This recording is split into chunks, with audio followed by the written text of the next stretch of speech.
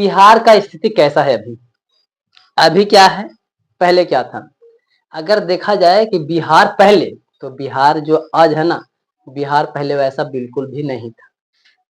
बिहार में कई तरह के महापुरुषों का जन्म यहाँ हुआ है। गौतम बुद्ध, यहीं पर ज्ञान का प्राप्ति हुआ। महावीर, यहीं पर शांति का संदेश दिया। महात्मा गांधी, चंपारण आंदोलन यहीं से स्टार्ट हुआ है।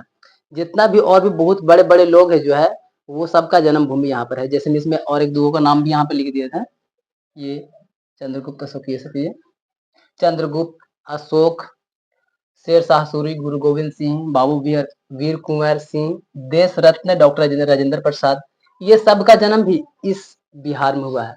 मतलब बिहार का जो अगर हिस्ट्री उठा के देखा जाए तो बिहार काफी बेहतर था, लेकिन अभी बिहार का हालत एकदम खराब है। तो आखिर क्यों बिहार का हालत आखिर खराब हो कैसे गया है? इससे हमको क्या समझ में आ रहा है कि कुछ न कुछ गलतियां किया गया होगा, जिसकी वजह से बिहार का स्थिति आज खराब है। तो हम लोग वो भी जानेंगे आगे टॉपिक में कि बिहार के हालत काहे खराब है। इसी में भी है, नीचे लास्ट टॉपिक वाला में है कि बिहार पीछे काहे है। इसको यहाँ पर पिछड़ापन के रूप में बताया गया है, जबकि हम बोल रहे हैं कि बिहार का स्थिति खराब क्यों है। वही चीज को यहाँ पर पिछड़ापन बोला गया। ठीक है, तो पहले हम लोग बिहार के विकास की स्थिति को समझते हैं कि बिहार का स्थिति क्या है, हालात क्या है सर।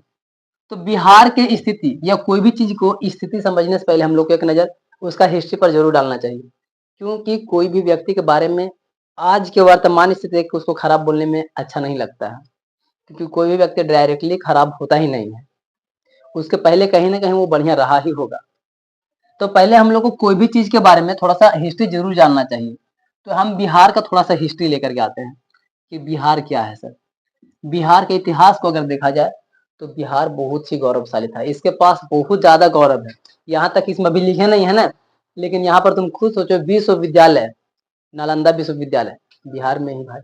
ऐसे टॉप यूनिवर्सिटी जो कि दूसरा देश यहाँ से पढ़ लेने के बाद जो एक बार पढ़ लेता था नालंदा में, उसको सेटिस्फाइड हो जाता था कि जो नालंदा के स्टूडेंट बोलेगा ना वो सच होगा सब चीज। और नालंदा में पढ़ना इतना आसान भी नहीं था, बहुत मुश्किलों से बच्चे लोग को लिया जाता था। 15 गो 20 गो के बाद एक आध गो कोई लेकर ना पाता था पढ़ने के लिए, उतना मनी में छटा करके। पहले तो पढ़ गया पूरा कहीं से, उसके बावजूद उसको और छटाना है। यहाँ पे 15-20 गो में एक आध गो आएगा, कितना हाईएस्ट एजुकेशन होगा वहां पे। ऐसे ऐसे जो चीजें हैं वो भी हमारे बिहार में है। मतलब बिहार काफी पहले बेहतर था। ठीक है ना, इसका जो इतिहास है ना काफी गौरवशाली देखने को मिलता है। बिहार में ही गौतम बुद्ध को ज्ञान का प्राप्ति हुआ था। महावीर यही शांति का संदेश दिए थे। और यहाँ पर अगर बोला जाए शायद, हाँ, महावीर के बारे में, तो हम लोग जो पावापुरी घूमने के लिए जाते हैं वो महावीर का ही एक तीर्थ स्थल है एक तरह से। महावीर को मानने वाले लोग वहां घूमने जाते हैं। तो वो सारा चीजें हमारा बिहार में ही है। ठीक है ना, चंद्रगुप्त, अशोक, शेरशाह, गुरु गोविंद सिंह, बाबू वीर कुंवर सिंह, देश रत्न डॉक्टर राजेंद्र प्रसाद, इन सभी का भी जन्म इसी बिहार में हुआ है। ऐसे महापुरुष लोग भी बिहार के ही हैं। मतलब हमारा बिहार कितना पहले अच्छा था। बिहार में ही महात्मा गांधी ने चंपारण आंदोलन का बिल्कुल फूका। मतलब कि शुरुआती चंपारण आंदोलन यहीं से हुआ था कि भारत में शांति चाहिए, देश में आजादी चाहिए और लोगों को भगाना है यहाँ से। वो सारा स्टेप यहाँ से फॉलो हुआ है। बिहार में ही लोकनायक जयप्रकाश नारायण ने संपूर्ण क्रांति का नारा दिया था कि हमको एकदम बदलना है, वो भी यहीं के हैं। लोक गीतकार भिखारी ठाकुर का जन्म भी इसी बिहार में हुआ था। इसके बारे में आपको वर्णिका में मिलेगा 9 क्लास वाला में, भिखारी ठाकुर सब के बारे में, है ना। तो वो सारा जो है सब बिहार का है। बताओ यार, अगर बिहार की हिस्ट्री देखते हैं तो ये हिस्ट्री कितना अच्छा है। बिहार में ऐसे ऐसे लोग भी हुए हैं। और आज तुम कहीं पर भी जाओ, सिर्फ इंडिया का नाम में अगर तुम खाली बोध गया का नाम ले लेते हो ना, बोध गया मतलब कि गौतम बुद्ध के नाम आ जाता है। गौतम बुद्ध के देश किससे हम आए हुए हैं, क्या उसका इमेज है। हर एक देश में गौतम बुद्ध को जानता है लोग। और गौतम बुद्ध से तुम्हारा ये बिहार पता चल जाता है कि बिहारी है, बिहार के रहने वाले। बिहार में ऐसे ऐसे भी महानुभव लोग होते हैं। ऐसा बिहार था, लेकिन बिहार एकदम बकवास हो गया है। अभी क्या हुआ है, बिहार का क्या क्या समस्या है, आखिर आज बिहार में इतना समस्या आया है क्यों, उसका भी जवाब मिलेगा नीचे में। लेकिन अभी फिलहाल जानते हैं कि बिहार के हमारा क्या क्या समस्या है, हमारा बिहार में किस तरह का समस्या को देखने को मिलता है। बिहार आज कई तरह के समस्याओं का शिकार है। यहाँ पर गरीबी है, बेरोजगारी, भ्रष्टाचार, अशांति का माहौल बना हुआ है। और अगर देखा जाए साधनों के मामला में तो धनी होते हुए भी बिहार की स्थिति दयनीय है। मतलब आज इसको पिछड़ा राज्यों में गिना जाता है। सब कुछ इसके पास में है, थोड़ा सा सब चीजें है, कृषि वगैरह सब कर पा रहे हैं, सब कुछ अच्छा खासा है, लेकिन फिर भी ये पीछे है आर्थिक रूप में, इसको गिना जाता है। और यहाँ पर क्या क्या समस्या देखने को मिल रहा है सर? गरीबी देखने को मिल रहा है, बेरोजगारी देखने को मिल रहा है, अशांति, कुछ शांत नहीं है, सब जगह लड़ाई झगड़ा, ये तरह तरह के भेदभाव तरह के चल रहा है। तो आखिर ऐसे क्या हो गया है इसमें, क्या प्रॉब्लम की वजह से ये सब इतना चीजें देखने को मिल रहा है? और आज बिहार को पिछड़ा राज्यों में गिना जाता है कि ये बिहार पीछे है। आज लोग बिहारी नाम सुनता है तो नफरत करता है। जो दूसरा देश में है वो नहीं जानते हैं कि बिहारी क्या होता है। अपने देश में दूसरा राज्य में जाओगे तो नफरत करेगा कि बिहारी आया है। दूसरा देश में तुम खाली बोलोगे कि इंडिया से, इंडिया को लोग जानता है, मतलब गौतम बुद्ध से जानता है लोग कि इंडियन है ये, गौतम बुद्ध के देश के रहने वाला लोग हैं। वहां बिहार बोलेंगे, जो भी बोलेंगे उन लोग गौतम बुद्ध से तुमको इज्जत देंगे, ना कि बिहार ये से। लेकिन अपने ही देश में कोई भी राज्य में चले जाओ, कहोगे कि बिहारी है, तो बिहारी सुनते ही सबको लगता है कि लेबर मजदूर गरीब लोग, ऐसा एहसास होता है कि यहाँ पर गरीब लोग ज्यादा रहता है, लेबर खटने वाला लोग ज्यादा होता है। लेकिन एक्चुअली में बिहार से ही बहुत सारे लोग बड़े बड़े ऑफिसर्स बनते हैं, बिहार से ही बड़े बड़े लोग जाकर के अमेरिका वगैरह में बड़ा बड़ा काम करते हैं। बहुत बेहतर बेहतर है, लेकिन बिहार का हालत खराब की वजह से लोग यहाँ नहीं रहना चाहता है। और जब तक ये चीज ठीक नहीं होगा, यहाँ से पढ़ेंगे भी लोग और दूसरा जगह चले भी जाएंगे, और ये होते रहेगा जब तक कि बिहार ठीक हो ना जाए। इसीलिए नीतीश सरकार जो है ना, वो कुछ लाए हैं, लॉन्च किया है, जिसकी वजह से, जिसके तहत हम बिहार को आगे आने वाला टाइम में ग्रो करेंगे। जो कि 9 क्लास में 2045 तक का बताया गया था कि इतना सफर में ये हो जाना चाहिए। और अभी सब जगह देखने को मिल ही जाता है बैनर में कि आने वाला टाइम में नीतीश सरकार ये करने वाले हैं, जो कि हमारे यहाँ रोड चौड़ा हो जाएगा, और रोड के अगल बगल में बढ़िया तरीके से एकदम देखने में लगेगा जैसे जापान जैसा देश लगता है, एकदम पूरा हरियाली टाइप में, एकदम बेहतर से बेहतर ऐसा बनाने का टारगेट रहा है। और जब ऐसा बिहार हो जाएगा तो कोई भी बिहार छोड़ के जाने का चाहेगा ही नहीं। कोई व्यक्ति स्वर्ग छोड़ के क्यों जाना चाहेगा भाई? लेकिन अगर किसी को लगता है कि हम नर्क में है तो छोड़ के भागना चाहता है। मतलब बिहार में उतना सुविधा नहीं है, अच्छा खासा चीजें नहीं है, जिसकी वजह से लोग छोड़ देता है। लेकिन एक्चुअली में अगर देखा जाए तो बिहार से ही सब कुछ अच्छा खासा लोग यहीं से निकल भी रहे हैं। ठीक है, अब हम लोग समझ लेते हैं ये कि आखिर बिहार पीछे क्यों है और किसकी वजह से इसको गिना जाता है कि यार बिहार के तुम है, और अलग दृष्टि से देखा जाता है, नजरिया गलत रखा जाता है। बिहार का पीछे होने के कई सारे कारण हो सकते हैं, जिसमें से यहाँ पे 7-8 गो यहाँ पे कारण दिया गया है बुक में, लेकिन इसके अलावा भी और बहुत सारा कारण हम लोग अपना दिमाग में ला सकते हैं, छोटे छोटे गाँव से, छोटे छोटे शहरों से। उसके वजह से भी काफी प्रॉब्लम्स मिलते रहता है, लेकिन यहाँ पर मोटा मोटी लिखा गया है। पहला चीज, तेजी से बढ़ती हुई जनसंख्या। अगर आपको लिखने का इच्छा करेगा सर इसमें, तो आप लिख सकते हैं, कुछ भी 1-2 लाइन लिख सकते हैं, बुक से भी देख करके ये बोल रहे हैं तो वो लिख सकते हैं, या पर्सनल चॉइस है, ठीक है। लेकिन हम सिर्फ समझा देते हैं, ठीक है। तेजी से बढ़ती हुई जनसंख्या, हमारा बिहार सर क्या है, अभी भारत में दूसरा नंबर पर आने वाला राज्य है, यानी कि यहाँ पर जनसंख्या काफी तेजी से ग्रो कर रहा है। और जितना ज्यादा जनसंख्या होगा उतना फिर हम लोग को सर संसाधन कम उपलब्ध होगा ना, क्योंकि जनसंख्या ज्यादा हो रहा है तो वस्तु कम बन रहा है, और जगह भी कम है, और अब ज्यादा जनसंख्या है तो उतना व्यवस्था कैसे हो पाएगा इतना फास्टली? जितना फास्टली जनसंख्या बढ़ रहा है उतना फास्टली व्यवस्था हो ही नहीं पाएगा। सरकार के पास में भी उतना नहीं जुट पाएगा जो पैसा आना चाहिए था सर, क्योंकि सारा तो जो जनसंख्या बढ़ा उसमें उसको खर्च कर देना पड़ेगा। जैसे कि किसी भी तरह का योजना चलता है उसके तहत में पैसा गरीबों में चला आता है, तो विकास होने के लिए पैसा कैसे बचेगा फिर? कई तरह के समस्याएं देखने को मिलता है, तो ये सब चीजें आप अपना मन से भी इसमें ऐड कर सकते हैं, या बुक से देख करके लिख सकते हैं, कोई दिक्कत नहीं है। दूसरा है सर आधारिक संरचना का अभाव।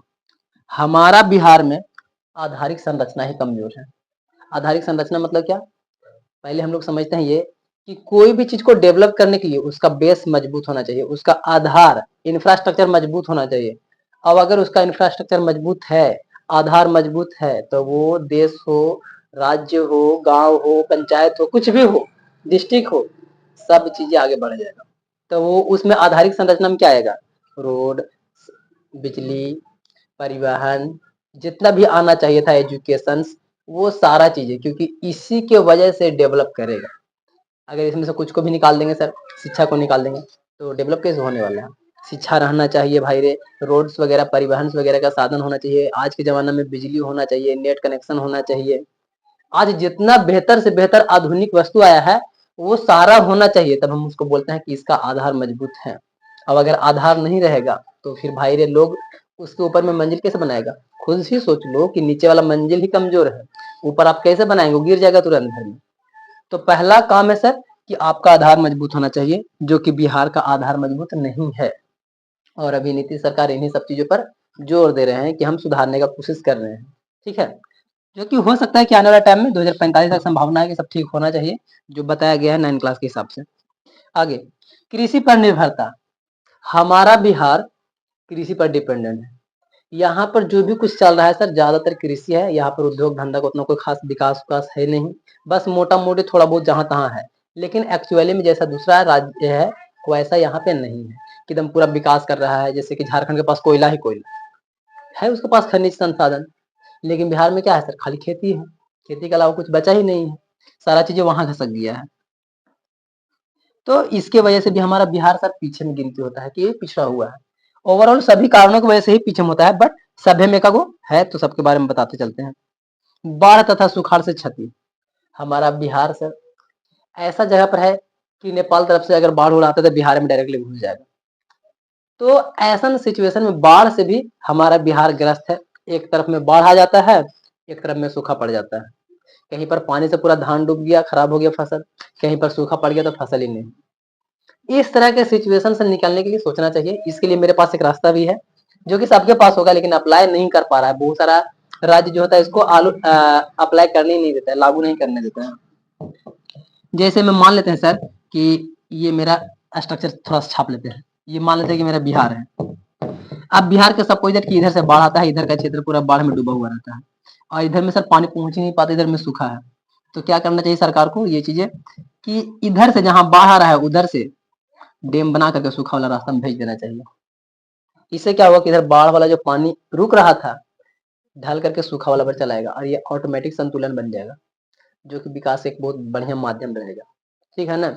अगर हम लोग कभी कभी देखते हैं कि बाल्टी वगैरह में या दो चार आदमी काम कर रहे हैं, एगो में बहुत ज्यादा वजन है एगो में कम है, तो क्या करते हैं कि थोड़ा थोड़ा तू ही ले लेनी यार, हल्का हो जाएगा, संतुलित हो जाएगा। तो संतुलित हो जाएगा तो आराम से डेवलपमेंट हो जाएगा। ये मेरा थॉट है, पता नहीं सरकार को ये पता है कि नहीं, नहीं तो करना चाहिए, पता होगा। लेकिन कुछ ऐसा भी अगल बगल के जगह है जो कहता है नहीं हम अपने तरफ से नहीं जाने देंगे पानी में, इसके वजह से सब रुकावट आ जाता है। तो अब क्या करे आदमी? ड्रोन से उड़ा के तो ले जा नहीं सकता है भाई। ये सब चीजें हैं जो कि मतभेद की वजह से भी एक तरह के पिछड़ा रहने का कारण हो सकता है। अभी हम बोले थे कि इसमें मोटा मोटी है, लेकिन अगर हम अपना तरफ से देखेंगे ना तो बहुत सारा कारण निकाल सकते हैं। मतभेद होना, अगल बगल से दुश्मनी टाइप में रखना, ये भी एक कारण है जिसकी वजह से लोग पीछे हो जाता है, अपना आगे बढ़ने पर फोकस नहीं कर पाता है, उसको कहता है कि आगे नहीं बढ़ने देना। ये भी एक होता है पिछड़ापन के कारण। ठीक है ना? तो ये भी पॉइंट्स हो गया। आगे, औद्योगिक पिछड़ापन, अभी जस्ट इसके बारे में बताए थे। बिहार में उद्योग धंधा बिल्कुल नहीं है, सिर्फ और सिर्फ चारों तरफ में खेती ही खेती दिखता है। खेती करो और यही जिंदगी है तुम्हारा, मट्टी काटो खेती करो, और क्या है? कुछ नहीं नजर आता है। यहाँ पर उद्योग धंधा है ही नहीं। हाल ही में यहाँ पे एक कुछ खुलने वाला है फैक्ट्रीज वगैरह, यहाँ पे मेरे खाप के आगे देखो ना, बहुत बड़ा। और हम जब इसको देखे तो हमको अचानक से याद आ गई जोधपुर। जब हम जोधपुर गए थे ना, तो जितना बड़ा बड़ा फैक्ट्रीज होता है सब ऐसा ही रहता है, गोडाउन, बहुत बड़ा गोडाउन ऐसा ही रहता है। वहाँ पूरा कंपनी, वहाँ कोई ईटा उटा से नहीं बना, सब ये टीना वाला से करके ये रहता है टीना, उसको से पूरा बना रहता है फैक्ट्रीज, बस उसी से चलता है। उसमें कोई मट्टी उट्टी कोई ईटा उटा नहीं। अब मकान जिसमें रहता है लोग वहाँ सब पत्थर का रहता है, ईटा उटा नहीं चलता है, सिरमिट और पत्थर जोड़ा होता है, ईटा नहीं बनता है उधर। तो उधर सब चीज ऐसा चलता है। खैर हम यहाँ बात करते हैं। तो बिहार में औद्योगिक पिछड़ापन है, यहाँ कोई उद्योग धंधा नहीं है कि लोग यहाँ पर काम करे, नौकरी का व्यवस्था रहे और लोग अपना लाइफ स्टाइल जी पावे अच्छा से। यहाँ है ही नहीं, जो कुछ करना है कृषि से, और एक तरफ में सूखा पड़ रहा है, एक तरफ में पानी आ रहा है, बाढ़ आ रहा है, आदमी क्या करे? तो खेतियों भी ढंग से नहीं हो रहा है और ना ही उद्योग धंधा ही है कुछ, ना ही कुछ खनिज संसाधन है बिहार में जिसकी वजह से कुछ हो। तो सरकार क्या दिमाग लगाए हैं? पर्यटक, पर्यटक यानी कि पर्यटक लोगों के लिए पर्यटन क्षेत्र बनाया जा रहा है जहां पर लोग घूमने फिरने आए और उससे इनकम आवे, आर्थिक विकास हो। जैसे कि राजगीर में कांच ब्रिज बन गया है ना, राजगीर में कांच ब्रिज, बोध गया देख लो, जितने भी बड़े बड़े सिटी, नालंदा देख लो, ये सब ऐसे जगह है, पटना हमारा देख लो जहाँ पर एक चिड़ियाघर है। कुछ ऐसे क्षेत्र हैं जहाँ पर लोग घूमने के लिए आता है, टिकट बुक करता है, तो उससे जो पैसा बनता है वो सरकार को जाता है। तो इस तरीके से कई तरह के चीजों को लागू किया गया है जिससे हमारा इनकम आवे और हम थोड़ा सा विकास करने की ओर ध्यान दें। ये सब चीजें हैं, लेकिन भाई उद्योग धंधा रहता तो थोड़ा सा लोगों को काम करने में भी सहायता मिलता, ठीक है ना। सरकार कितना लोगों को पैसा देगा, 2000 5000 इस तरीके से जो मिलता है ना सबको अकाउंट में, तो कितना बांटेगा और कब तक बांटे रहेगा, सरकारें बांटेगा तो जनता क्या करेगा। अगर उद्योग धंधा होता तो काम करके खाता ही अपना, फिर वो पैसा को सरकार दूसरी जगह लगाता। अगर फैक्ट्री सब जगह रहता तो ये चीजें लागू होता। लेकिन अब बिहार थोड़ा सा आगे बढ़ रहा है, जो कि परसरवा देखे कहते हैं बदल रहा है बिहार आगे बढ़ रहा है बिहार। तो बिहार अभी धीरे धीरे करके फैक्ट्रीज वगैरह का भी चल रहा है बहुत जगह पर लगाने का, जो कि हम लोग अगल बगल में देख सकते हैं, यहाँ पर भी देखने को मिल ही रहा है, वो उसी से रिलेटेड होगा। अब है इसमें गरीबी, बिहार में काफी ज्यादा गरीबी है, क्योंकि सर जनसंख्या इतना बढ़ाई दे रहा है कि गरीबी होना तय है। ये निश्चिंत है, जनसंख्या आप बढ़ाएंगे तो खिलाएंगे कहाँ से, और 2 को खिलाने वाला खाना 10 को में बांट देंगे तो गरीबी तो बढ़ते जाएगा ना। गरीबी बढ़ने में सबसे ज्यादा जो बड़ा हाथ है ना वो जनसंख्या को ही हम मानते हैं। आपके पास जितना ज्यादा जनसंख्या रहेगा आप उतना गरीब होते जाएंगे, ये मानो या ना मानो।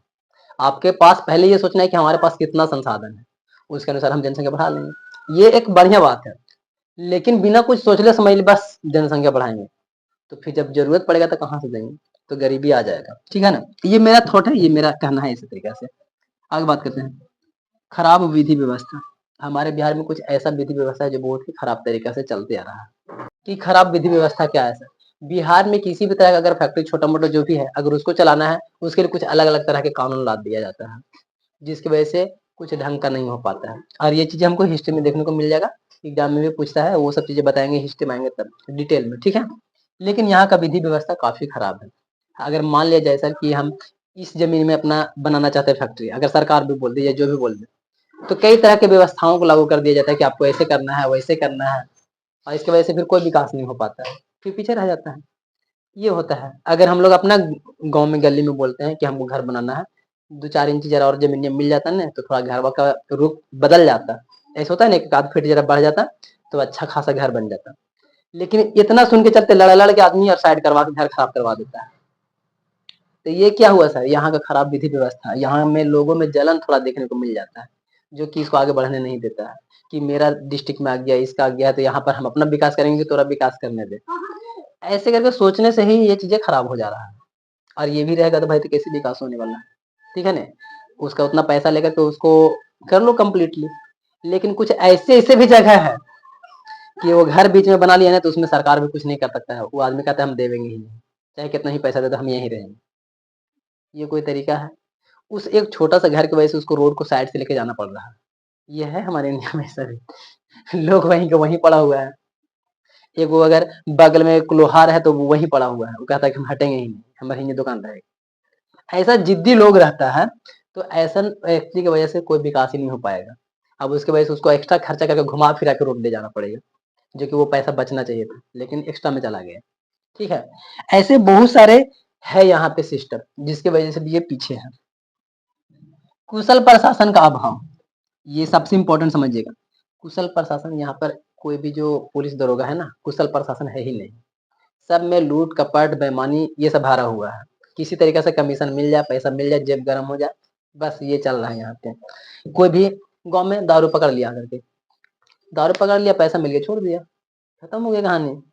अरे भाई जब तक ऐसे चलते रहेगा तब कब तक विकास करेगा फिर ये। अरे भाई तुम मुजरिम था, उसको पैसा लेके छोड़ दिया, तो फिर कोई गलत काम करेगा नहीं, और बार बार गलत करते रहेगा और बार बार पैसा देके छूटते रहेगा और तुम छोड़ते रहोगे, तो विकास कहाँ से होगा बिहार का। ये सिस्टम है हमारे बिहार का, जिसके वजह से ये पीछे है। इसमें इतना सारा जो बातें बताया गया है, ऑलमोस्ट देखो 10 क्लास में इतना सारा चीजें समझा दिया गया है। और ये सब लोगों को अगर पता रहे तो क्या लगता है कि लोग यही सब बार बार गलती करेंगे। अगर उनको लगता है कि हम आगे बढ़ना चाहते हैं तो क्या यही गलती करेंगे इसमें से। ये यहाँ पर सिर्फ बिहार राज्य की बात है, अगर इसी रूल्स को अपने ऊपर लागू कर ले तब क्या तुम यही गलती करोगे। तुमको विकास होना है तो ये गलती करोगे, बताओ यार। तेजी से जनसंख्या बढ़ाओगे, विकास करना है तो हाँ, हाँ, अपना सिस्टम को ढंग से देखेंगे नहीं सर कि हमारा बेस पहले मजबूत कर लेते हैं, शादी ब्याह कर लेते हैं पहले, उसको कोई आता पता नहीं है कि शादी ब्याह के बाद में क्या सिस्टम होगा, बीवी के साथ में कैसा चलेगा सिस्टम। शादी पहले कर लो, आधारभूत संरचना आपको मजबूत करना पड़ेगा। पहले आप इतना पैसा बना लीजिए ना कि 10 बीवी को रख सके, तो एक लाइए, इतना होना चाहिए आपके पास में। और जनसंख्या को आपको नहीं बढ़ाना है, ताकि जितना भी खर्चा है सब एक ही के ऊपर कर दे, और एक को कितना मजबूत बना देने को 10 को के बराबर हो जाए। ये चीज होता है, तब विकास होता है। अगर कृषि पर निर्भरता की बात है तो कृषि आपके पास है, ठीक है, लेकिन कृषि के अलावा भी आपको और दूसरा काम में भी ध्यान देना चाहिए, जिससे कि आपका विकास होगा। ये चीज अपने लिए बता रहे हैं, ये तो बिहार का था, ये तो के लिए बता रहे हैं, ठीक है। हम तो लागू करते हैं, पता नहीं तो नहीं करते हो कि नहीं। बाढ़ सुखाड़ से क्षति है तो ये वाला रास्ता अपना लीजिए, अगल बगल के क्षेत्र में है या आपके से रिलेटेड है तो आप दूसरा को रास्ता दे दीजिए जाने को। दिक्कत हो रहा है तो आने को दे दीजिए, कोई दिक्कत नहीं है। इससे विकास ही विकास होगा। औद्योगिक पिछड़ापन, यहाँ कुछ उद्योग धंधा नहीं है। अगर आपको लगता है कि हमको सर आगे बढ़ना है, उद्योग धंधा से बढ़ सकते थे, दिमाग में तो यूज करिए। क्लास 9 का पहला चैप्टर में पांचों संसाधन के इस्तेमाल करिए, अपने में अंदर में कॉन्फिडेंस लाइए, एक क्या बोलते हैं उसको, रिस्क लेने वाला व्यक्ति बनिए, ठीक है।